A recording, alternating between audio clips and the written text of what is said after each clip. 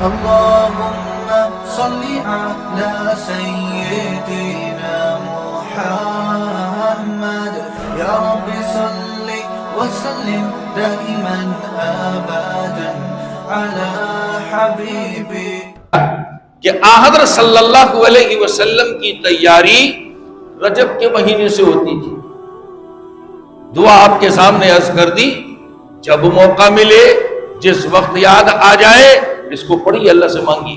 اس کے لیے کوئی وقت نہیں رکھا ہے کہ فلاں وقت پڑھیں گے تو قبول ہوگی، فلاں وقت مانگیں گے تو قبول ہوگی، یوں کریں گے، یوں پڑھیں گے، یوں مانگیں گے، یوں ہوگی. ایسا کچھ بھی نہیں.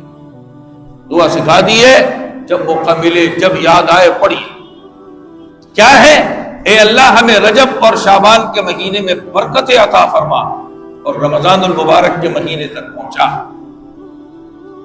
اللہ کی ذات سے امید ہے کہ ہم اس کو پڑھیں گے تو اللہ تعالی ہمیں اس ماہ مبارک تک انشاءاللہ ضرور پہنچائیں گے.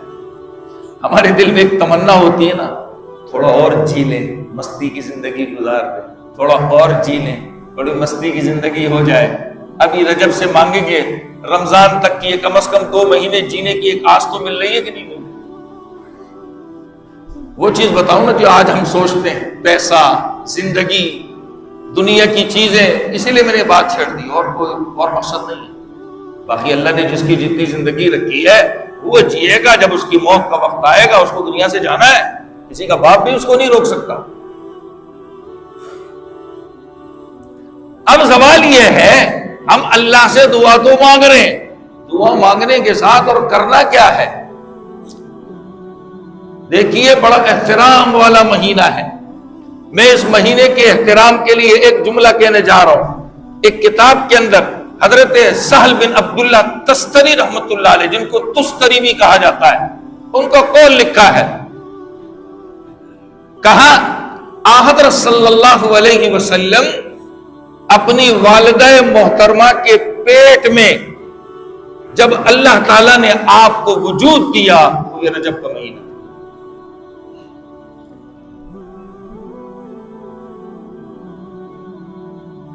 یہ رجب کا مہینہ تھا جب ہمارے نبی کو ان کی والدہ محترمہ کے پیٹ میں اللہ تعالیٰ نے وجود دیا. صحابہ کرام رضوان اللہ تعالی علیہم اجمعین اس مہینے میں عبادات کا اہتمام کرتے تھے، مگر عبادات کے اہتمام کا وہ مطلب نہیں ہے جو ہم نے سمجھا ہے اور ہمارے یہاں ہو رہا ہے. وہ سب ہماری عقل سے ہے. ہمارے یہاں کیا ہے؟ ہمارے یہاں جی مشہور ہے رجب کے مہینے میں نبی کو معراج ہوئی. ہمارے یہاں یہ مشہور ہے کہ رجب کے مہینے میں نبی کو معراج ہوئی ہے. پہلی بات تو یہ ہے کہ حضرت صلی اللہ علیہ وسلم کو معراج اللہ نے کرائی ہے. پارہ 15 کی پہلی آیت اسی بات کو بیان کرتی ہے، مگر کس مہینے میں کرائی ہے اس میں اختلاف ہے. میں آپ کے سامنے مہینے رکھتا ہوں، ربیع الاول کا مہینہ بھی لکھا ہے، رجب کا مہینہ بھی لکھا ہے، رمضان کا مہینہ بھی لکھا ہے. اب آپ کیا کہیں گے؟ پکی تاریخ کہیں نہیں لکھی ہوئی. ہم نے کیا کر لیا؟ بس رجب کو خاص کر دیا. جو رجب کی حیثیت ہے وہ اپنی جگہ بتا رہا ہوں، لیکن جو ہم نے خاص سمجھا ہے اس کو اپنے دماغ سے صاف کرنے کی ضرورت ہے. پھر ہم نے دوسری چیز کیا خاص کر لی؟ جی 27 رجب کو جی معراج ہوئی تھی. اب یہ پتہ نہیں کون سی کتاب میں لکھا، اللہ جانتا ہے. لوگوں سے جو سنتے ہیں، لوگوں سے سنتے ہیں، لیکن کون سی کتاب میں لکھا ہے اللہ جانتا ہے. 27 رجب کو ہوئی تھی. اب لوگ اس رات میں عبادت کا بڑا اہتمام کرتے ہیں، ایسا سمجھتے ہیں کہ رمضان کی آج لیلۃ القدر ہے. اور اس کے بعد دوسرا اہتمام یہ بھی ہوتا ہے کہ اگلا جو دن آتا ہے اس میں روزہ بھی رکھتے ہیں. یہ سب ہم نے بنایا ہے. 27 رجب کا عمل میں بتاتا ہوں تاریخ سے. حضرت صلی اللہ علیہ وسلم کی چاہت تھی کہ یہ جو بیت اللہ قریش نے بنایا ہے یہ ایسے بن جائے جیسے کہ بابائے ابراہیم نے بنایا. اما عائشہ کے سامنے آپ نے اس کا اظہار کیا، مگر بنانے کی ہمت نہیں کی۔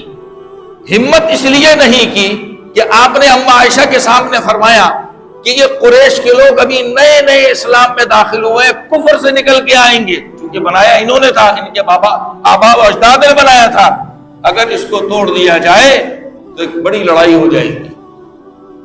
لیکن آپ نے اماں کے سامنے جو ہے چاہت ظاہر کی کہ یہ ابراہیم علیہ السلام نے جیسے بنایا تھا ایسے بن جائے۔ حضرت صلی اللہ علیہ وسلم کی وفات کے بعد اما عائشہ کے بھانجے حضرت عبداللہ بن زبیر، یہ مہاجرین میں پہلے مدینہ منورہ میں پیدا ہونے والے بچے، جو مہاجرین ہجرت کر کے مدینہ گئے تھے، یہ پہلے بچے پیدا ہوئے تھے۔ اور نبی نے اما عائشہ سے فرمایا تھا کہ اپنی بہن اسماء سے کہو میں اس کے ہاں پیدائش زچگی کے آثار دیکھ رہا ہوں، جب پیدا ہو جائے بچہ تو کہنا مجھے بتائے، اس کا نام میں رکھوں گا۔ نبی نے ان کا نام عبداللہ رکھا تھا۔ یہ روایت میں موجود ہے ساری بات۔ عبداللہ بن زبیر رضی اللہ تعالی عنہ کو نبی کریم صلی اللہ علیہ وسلم کی وفات کے بعد اما عائشہ نے یہ بات بتائی کہ نبی نے اس طرح چاہت ظاہر کی تھی۔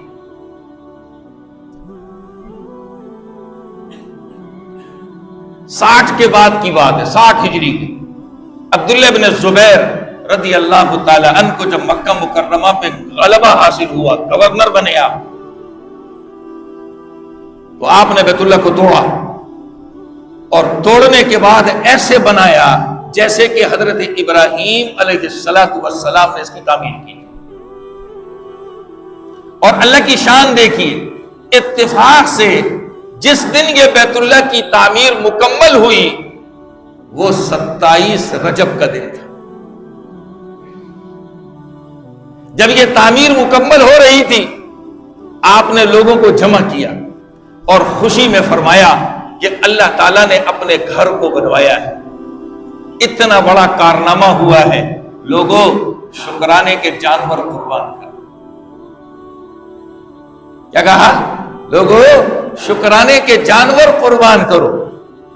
میں نے ایک کتاب میں پڑھا، حیران ہوا، آپ نے بہت سارے جانور قربان کیے، اور آپ آج جو مسجد عائشہ ہے جہاں سے لوگ عمرے کا احرام باندھتے ہیں، کتاب میں عجیب بات لکھی، عبداللہ ابن زبیر رضی اللہ تعالی عنہ اپنے ساتھیوں کے ساتھ ننگے پاؤں مسجد عائشہ گئے، تقریباً 3 سے 4 کلومیٹر کا فاصلہ ہے، اور وہاں سے احرام باندھ کر آ کے آپ نے بیت اللہ کا طواف کر کے عمرہ کیا۔